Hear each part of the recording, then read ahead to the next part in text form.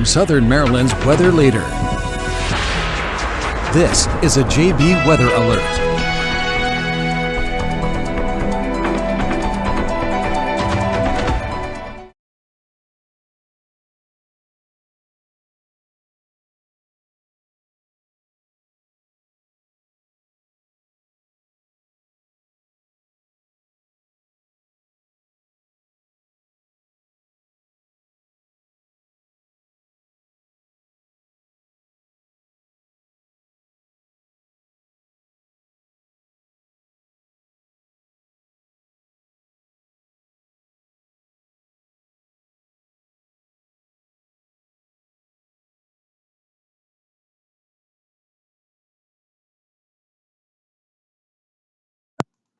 All right. Let me know if that works.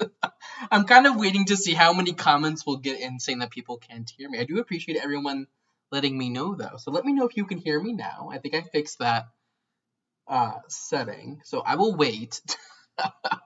Awesome.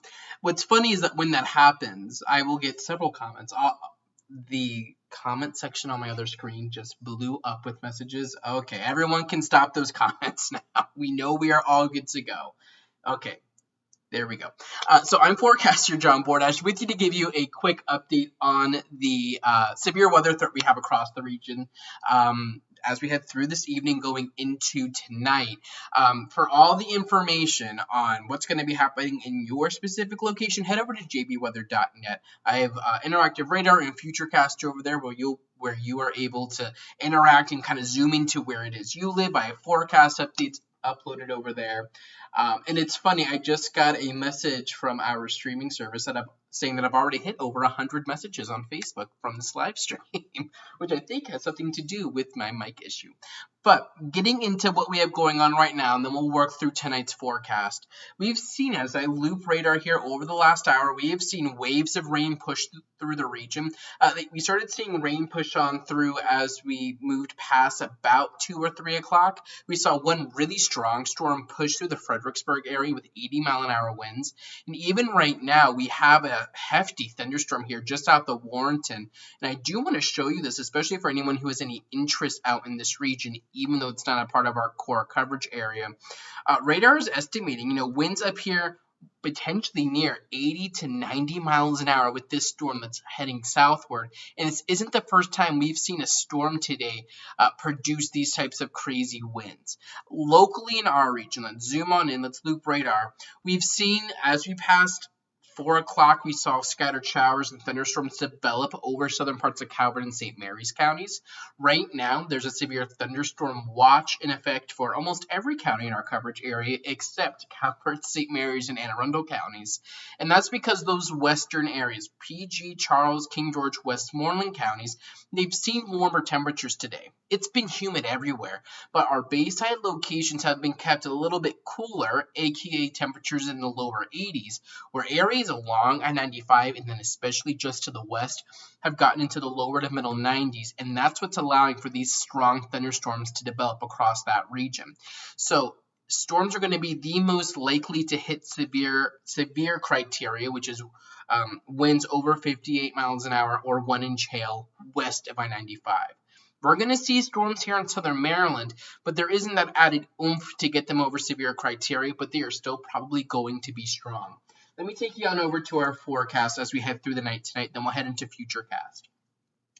I think storms are going to be likely just about everywhere as we head throughout the night tonight. It won't rain everywhere all the time over the next 12 hours. What I do think is going to be likely is going to be periods of rain everywhere over the next 12 hours. And I think the most likely time we're going to see that rain push through is going to be between about 10 or 11 o'clock through about 2 or 3 o'clock. And I do want to get Futurecast loaded up here. Let me get that loaded here into the system quick. This was the 3 o'clock run, and it shows the rain that we have out there right now. And we're probably going to get into a little bit of a lull over our region as we get near sunset. But after sunset, we're going to see rain begin to redevelop across the area. Then you can see overnight, as we get towards midnight, we have rain developing across much of the region. And I think that overnight tonight, don't be surprised to get woken up by a rumble of thunder or heavy rain, and Futurecast shows this continuing throughout the night. Maybe a little bit of a break around 3 o'clock, but then as we get near sunrise, another round looks to move on in as we head into tomorrow morning. So this is going to be a prolonged event, I think. The heaviest rain is likely between now and about 2 o'clock, but rain is going to be possible, I think, even as we head through tomorrow morning, potentially as late as lunchtime. These are going to be your main threats as we move through the night tonight. I think flash flooding is going to be the biggest headline here. I think we're going to be looking at isolated areas of flooding. Some spots could see upwards of 1 to 2 inches of rain. Yes, even here in southern Maryland. The highest rain totals are likely to be found out to the west, where they've already seen 1 or 2 rounds of storms push on through.